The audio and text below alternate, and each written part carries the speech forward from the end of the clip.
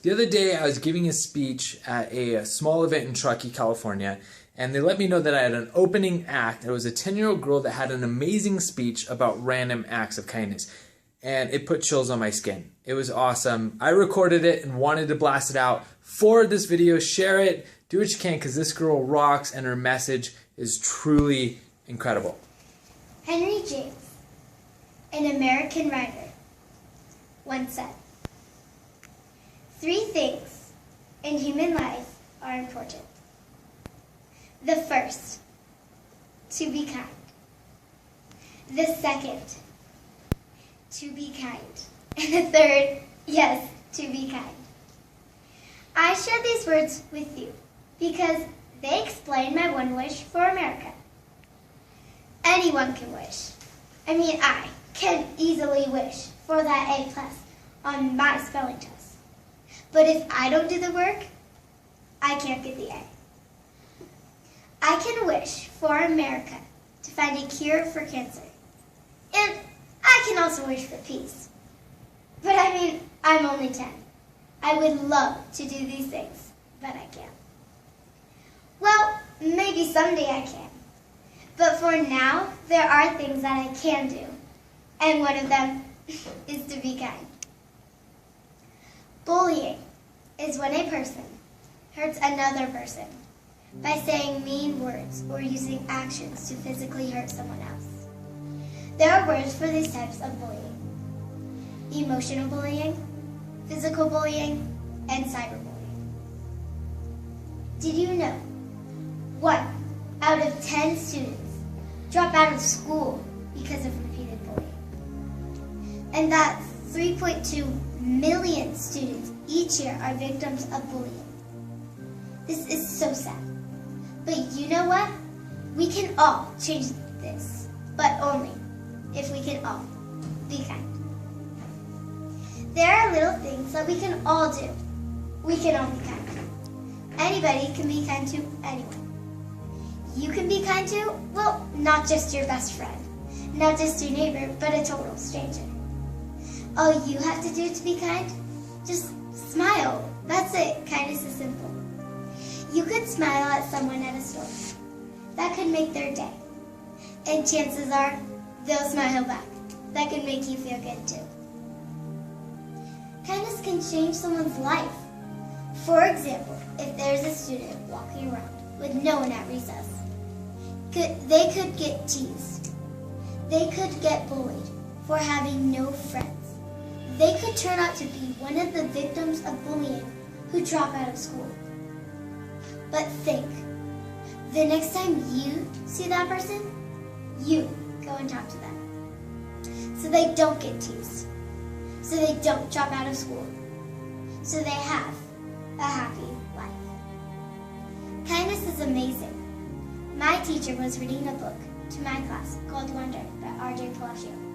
This book is about a boy who has a disfigured face, and he is bullied because of it. When given the choice between being right or being kind, choose kind, is what his teacher said once.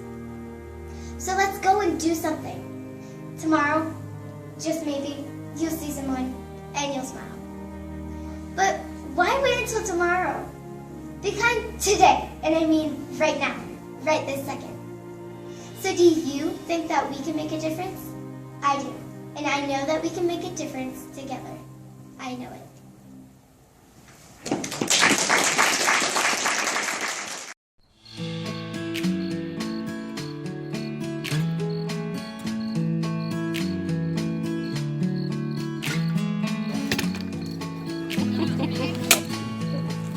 Hi.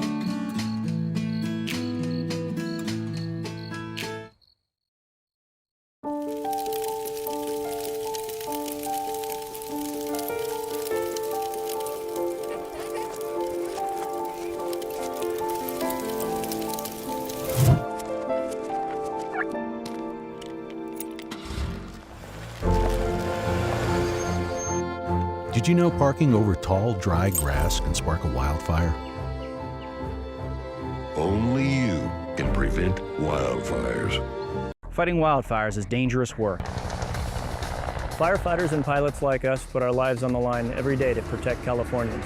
But there's a new danger that we're seeing more and more. Hobby drones flying in a fire area pose a serious threat to us, our firefighters, and the public below. A collision with a hobby drone could cause damage, injury, or even death. We need your help.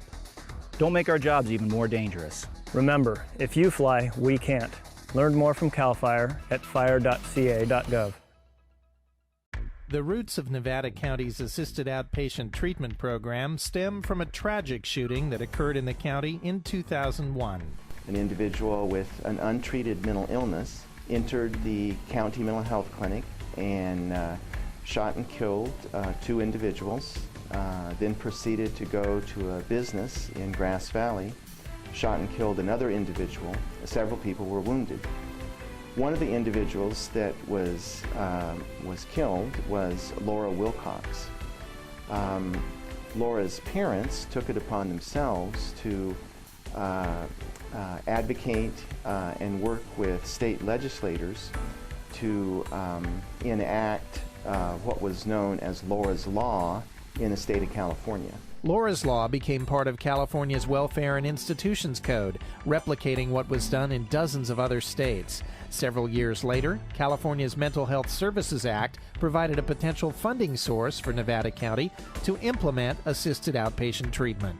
So in May 2008, after about a year and a half of planning efforts, Nevada County became the first county in California, and so far to this date, the only county that has fully implemented assisted outpatient treatment. The program offers a unique solution that bridges the gap for dangerous people in need of mental health services who may not be on probation, are not gravely disabled, or don't meet the criteria for emergency involuntary hospitalization. Assisted outpatient treatment allows a judge to order those individuals to receive outpatient treatment in their community. They can still live at home, they can still work, they can still go to school, but they're ordered into treatment. The program is successful because of its collaborative nature. The collaborative courts are amazing. It is a conversation with the judge and the attorneys and the treatment team and the individual. And the personal contact of having a collaborative team avoids a lot of misunderstanding and allows for the benefits to proceed. And so when you watch the judge interact with the candidate, the client, you see how there is the ability to really address some of the treatment issues with the client. Collaborative processes have a much greater impact and are much more effective. It's serious in that the judge attempts to hold the person accountable for that treatment plan that they agreed to, and also hold the provider accountable for saying what they're going to do to assist this person with some of the things that they feel are obstacles for them in their lives. So we are having a conversation, and it is a very supportive, recovery-oriented environment that takes place right in the courtroom. Of 25 people referred to the program, only 5 had to face court orders to undergo treatment, and the rest volunteered to be treated. And data show that the program has saved more than $500,000 over 2.5 years. The cost savings is related to some of the benefit to the community. We have those 25 people are spending less time in jail. That means less time for judges, less time for probation officers, less arrests that the sheriffs and local police departments have to do. So it frees up law enforcement to pay attention to other areas. Many of these individuals are now living independently rather than either homeless or in a transient lifestyle. Many of these individuals are either full-time employed or part-time employed compared to no employment before they entered into treatment. I believe that our community is safer because these folks are now in treatment versus being somewhere in the community out of treatment.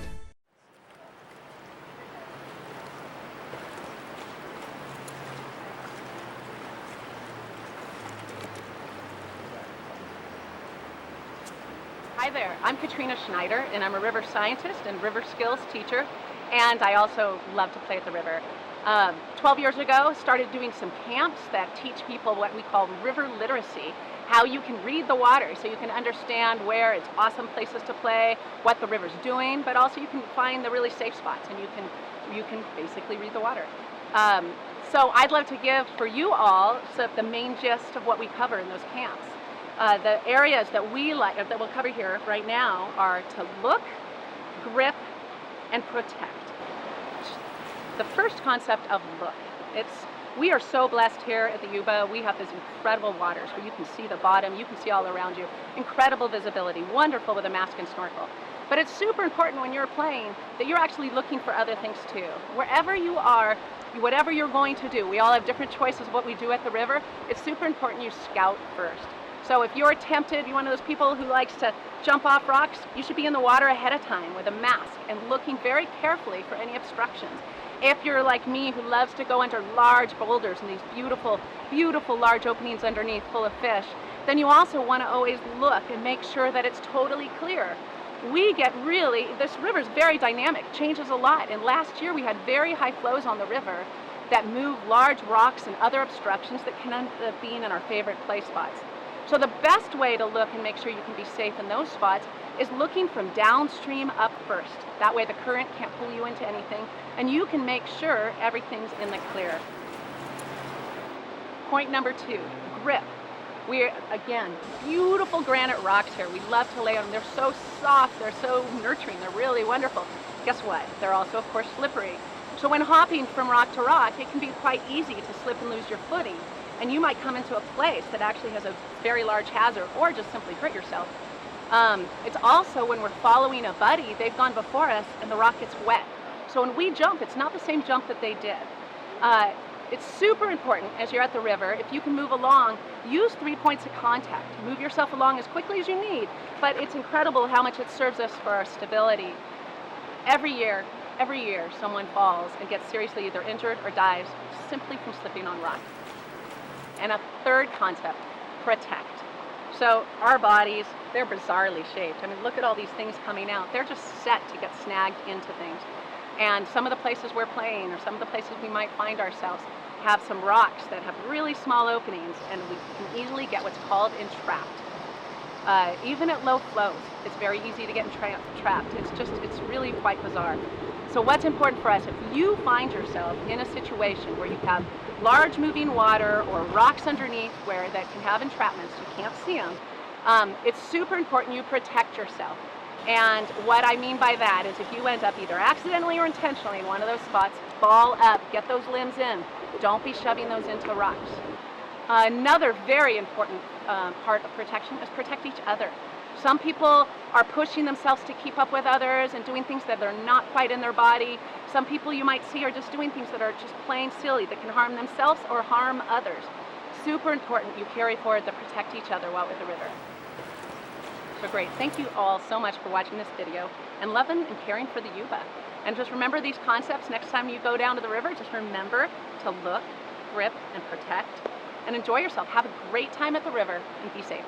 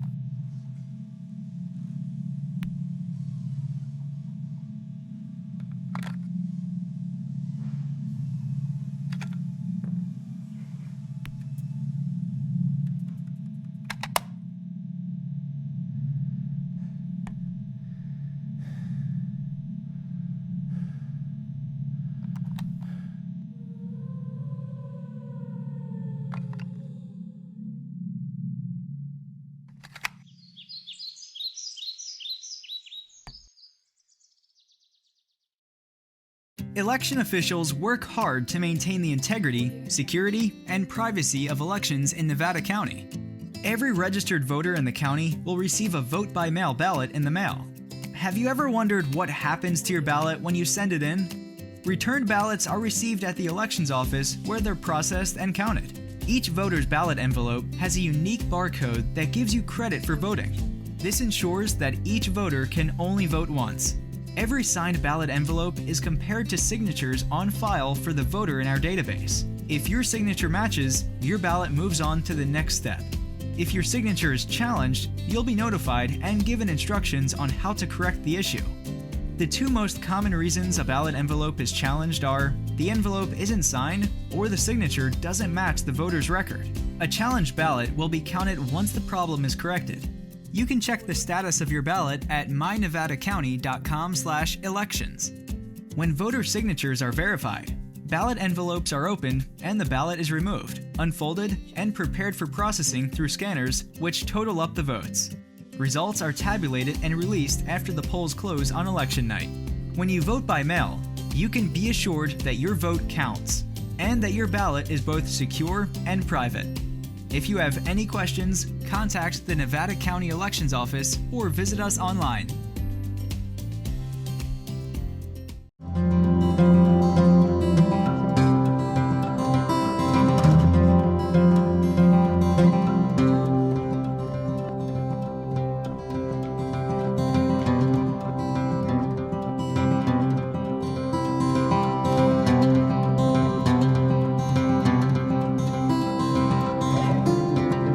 Today we've come over to Briar Patch to pick out some starters for our garden. We have a nice assortment of lettuce and tomatoes and fresh herbs, and we're going to try out some peppers this time.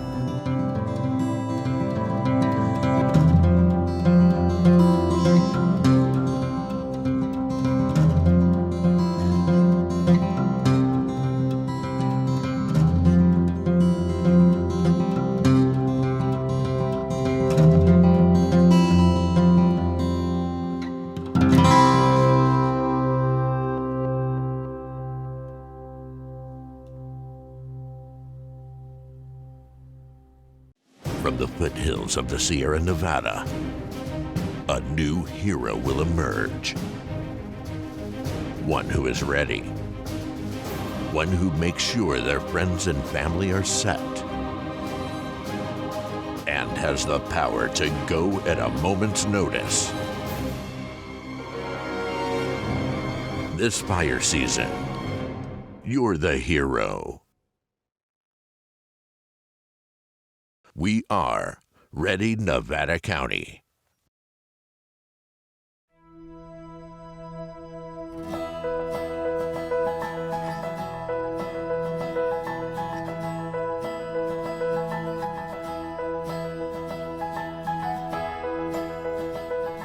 Nevada County may be naturally stunning, but when you take a good look at what makes it so special, it's not the scenery, it's the people. The employees of Nevada County are great people, working together to support the county, our residents, and visitors. David Garcia believes that building a strong community means doing things right from the beginning, because it improves your return on investment. Given how critical transportation is to every community's quality of life, it only makes sense to David to apply that approach to Nevada County as transportation planner for the Department of Public Works.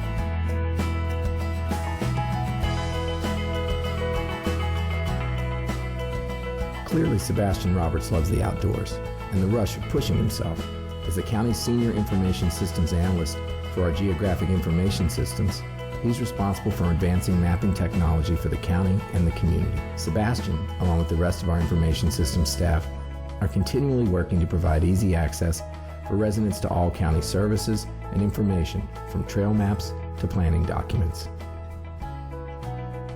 Nancy Haffey is a management analyst in human resources.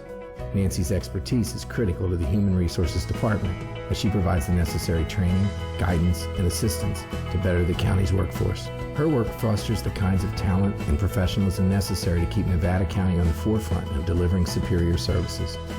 People listen to Nancy, and not just on the job.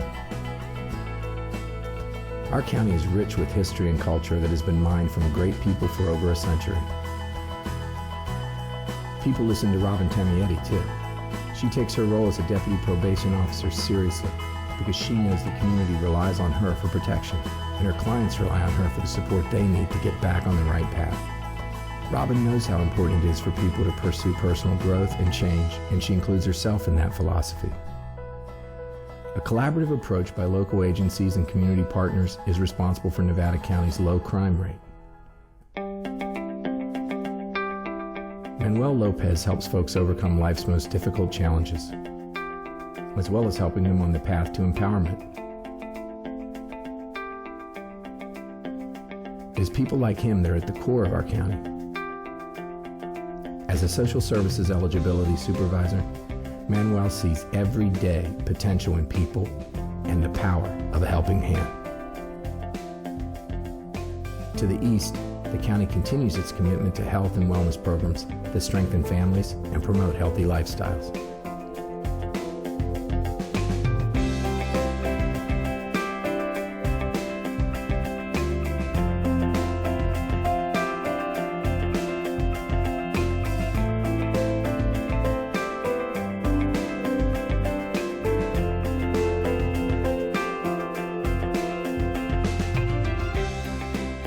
Center provides the foundation for our nearly 800 employees.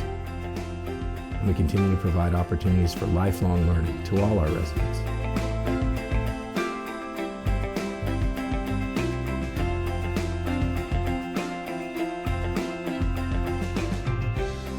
With so many people behind the scenes of Nevada County, our fundamental motivations go way beyond the office when it comes to preserving our lifestyles.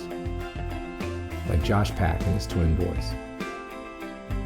Josh is Nevada County's principal civil engineer, and that position brings with it a great deal of responsibility. Josh has knowledge, experience, and commitment in his service to the county's physical infrastructure and beyond.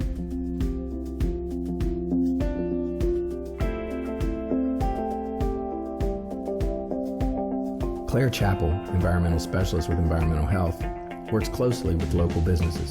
When business owners look at Claire, they don't see an impediment, they see a partner, helping them on their way to success, because together they make those businesses stronger. And really, that's what all of this is about. Our airport and transit systems play vital roles in the economic and recreational health of the community. Our founders imagined many roles and responsibilities our local government would have to assume, and we are committed to meeting changing needs. Nevada County hasn't gotten to where it is by being satisfied, which brings us to the same simple truth. We root for the home team because we are the home team. We are Nevada County, achieving more.